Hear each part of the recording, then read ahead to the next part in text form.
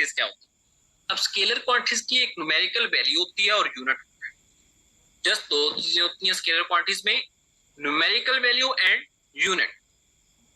For example time है, mess है, temperature है, लेकिन इनकी कोई डायमेंशन नहीं होती, इनकी कोई ओरिएंटेशन नहीं होती।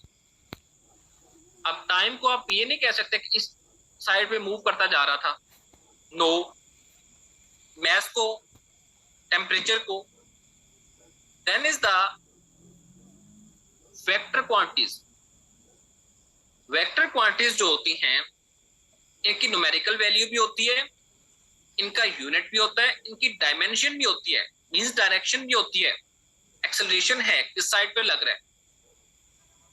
डिफरेंस इन वेलोसिटी है ना, इसको हम एक्सेलरेशन कहते हैं। वेलोसिटी है किसी की मूवमेंट स्पीड है ना, दैट इज द फोर्स। किसी साइड पे लग रही है, किसी एंगल पे लग रही है, तो फोर्स होगी। Then is the questions to audience. आपके लिए कुछ क्वेश्चंस है। स्पीड एंड वेलोसिटी में डिफरेंस क्या होता है? मैस एंड वेट में डिफरेंस क्या होता है? डिस्टेंस और डिस्प्लेसमेंट में डिफरेंस क्या होता है? ये चीजें आपके लिए होमवर्क है। स्पीड और वेलोसिटी में मैं आपको थोड़ा सा बता देता हूं। Mass and weight, distance and displacement. अब for example mass and weight को हम ले लेते हैं। आपको पता है weight W is equal to mg होता है। मैस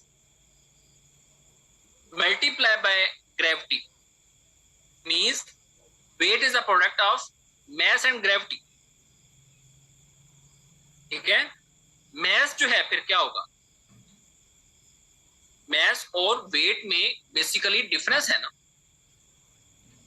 तो वेट जो है W is equal to mg होता है। means weight depends on mass as well as gravity. Then is distance, total length या covered by anything is distance. Displacement हम shortest distance को कहते हैं। For example, ये स्लाइड है, अगर एक कोने से दूसरे कोने तक जाना है, एक शख्स, अब मैं कर्सर मूव कर रहा हूं, एक शख्स इधर से चलता है, पहले इस किनारे पे आता है, फिर दूसरे पे जाता है, यहाँ पे उसने आना है। लेकिन एक जो है वो चलता है, दरमियान से ही सीधा आ जाता है। It means that he has covered shortest distance. तो शॉर्टेस्ट डिस्टेंस जो है वो डिस्प्लेसमेंट होता है, और डिस्टेंस जो है टोटल लेंथ जो है covered by any object. Then we will go towards kinematics. हम मोशन के बारे में, ऑब्जेक्ट्स की मोशन के बारे में पढ़ेंगे, उनके फीचर्स क्या होते हैं, प्रॉपर्टीज क्या होती हैं। Frame of reference. Frame of, कोई भी चीज है, ठीक है, वो आप एक रेफरेंस के तौर पे रख लेते हैं। कोई पॉइंट है, उसको फ्रेम ऑफ रेफरेंस कंसीडर कर लेते हैं कि इस पॉइंट से कितना उसने मूव किया, या इस पॉइंट पे वो खड़ा रहा। अगर वो खड़ा रहेगा तो उसको हम डस्ट कहेंगे। अगर वो उस पॉइंट से दूर मूव करेगा तो उसको हम कहेंगे he has done motion. Speed, उसकी वेलोसिटी, उसकी एक्सेलरेशन के डिफरेंस इन द वेलोसिटी कितना आया, कितनी स्पीड से उसने मूव किया, किस लोकेशन पे था, किस पे चला गया। ये है काइनेमैटिक्स, कि आप मूव कर रहे हो। अब टू डायमेंशनल मोशन जो है, दो डायरेक्शन में मोशन। डायमेंशनल मोशन होती है दो डायरेक्शन में मोशन, टू डायमेंशनल। थ्री होगी motion, two dimensional motion under constant acceleration. ये भी साथ देख लें, ये साथ नोट कर लें कि two dimensional motion under constant acceleration. Acceleration constant रहता है, change in the velocity constant रहती है। तो चेंज इन वेलोसिटी जब कांस्टेंट रहेगी तो कांस्टेंट एक्सेलरेशन होगा। अब बॉडी जो है वर्टिकल मूव करती है, फिर वो हॉरिजॉन्टल डिस्टेंस, फॉर एग्जांपल यहां से वो वर्टिकली मूव कर रही है, फिर आगे उसने हॉरिजॉन्टल डिस्टेंस तय किया, फिर वो वर्टिकली डाउनवर्ड मूव करना स्टार्ट हुई, means it has done its motion in two directions, vertical as well as horizontal. So it is a two dimensional motion. So two dimensional motion under constant acceleration is known as projectile motion. इसको हम क्या कहते हैं? projectile motion कहते हैं। Then is the force and motion. अब हम dynamics, एक होती है काइनेमेटिक्स, एक होती है डायनामिक्स। डायनामिक्स होता है कि हम बेसिकली काज ऑफ मोशन भी देखेंगे कि काज ऑफ मोशन क्या आया, कोई फोर्स लगी है, क्या हुआ है कि उसने मूव किया। Basically the branch which is considered with the motion of the body is under the action of forces. कोई फोर्स लगी है ना, कोई काज फोर्स थी, काज क्या थी, फोर्स थी, जिसकी वजह से बॉडी ने मूव किया। तो ये dynamics basically is related to the काज।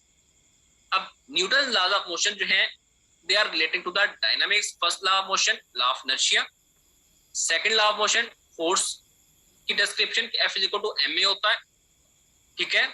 और उसके बाद लॉ ऑफ इनर्शिया क्या है कि कोई बॉडी मूव नहीं करती जब तक उस पर कोई फोर्स ना लगाई जाए, ठीक है, जो फर्स्ट लॉ ऑफ मोशन है। थर्ड लॉ क्या है कि कोई भी दो ऑब्जेक्ट्स हैं उनकी सेम मैस है, अपोजिट डायरेक्शन में मूव कर रहे हैं, ठीक है, तो बेसिकली एक्शन और रिएक्शन होगा।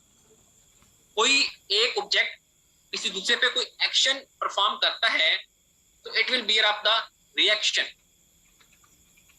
ठीक है। मोमेंटम को हम किससे रिप्रेजेंट करते हैं, P से रिप्रेजेंट करते हैं। And P is equal to mv, mass and the velocity. Linear momentum जो होता है वो किसके इक्वल होता है, P is equal to mv। Law of conservation of momentum क्या है कि आपका इनिशियल मोमेंटम, आपकी इनिशियल मास एंड वेलोसिटी का प्रोडक्ट फाइनल मास और वेलोसिटी के प्रोडक्ट के साथ सेम हो। मतलब एक ऑब्जेक्ट, एक मास का ऑब्जेक्ट, फॉर एग्जांपल 1 kg मास है एक ऑब्जेक्ट का, वो 2 मीटर पर सेकंड के साथ मूव करना उसने स्टार्ट किया, उसका इनिशियल मोमेंटम स्टार्ट हो गया। जब उसने का फाइनल मोमेंटम होता है, जब वो अपनी मूवमेंट स्टॉप करता है, तो उस वक्त भी उसकी वेलोसिटी 2 मीटर पर सेकंड होती है, मास को इतना, ठीक है। तो उस वक्त भी यही होता है, इसको हम कहते हैं law of conservation of momentum. Momentum conserve रहा, सेम रहा। Then is elastic and inelastic motion, ठीक है, इलास्टिक एंड इनइलास्टिक मोशन। ये इलास्टिसिटी कितनी है मोशन में और इनइलास्टिसिटी कितनी। फॉर एग्जांपल इलास्टिसिटी हम किसको कहेंगे, कोई चीज मूव कर रही है, कॉलिजन्स होते हैं, इलास्टिक कॉलिजन्स होते हैं। एक राउंड बॉडी मूव कर रही है, वो किसी दूसरे के साथ टकराती है तो दूसरा ऑब्जेक्ट भी मूविंग स्टार्ट कर देता है, तो ये इलास्टिक कॉलिजन। लेकिन इलास्टिक क्या होगी कि एक ऑब्जेक्ट दूसरे ऑब्जेक्ट के साथ टकराता है लेकिन वो दूसरा जो है वो अपने ही जिस पोजीशन में था उसी में रहता है, तो ये inelastic. Work is applied force multiply by distance covered, FD। हम FD कहते हैं, F के साथ आगे डॉट लगाते हैं, फिर D, मतलब F is the product of D। F and D are the product of force and the distance is known as work। और हम जब इसको कन्वर्ट करते हैं then FD cos theta में कन्वर्ट करते हैं। then is the energy।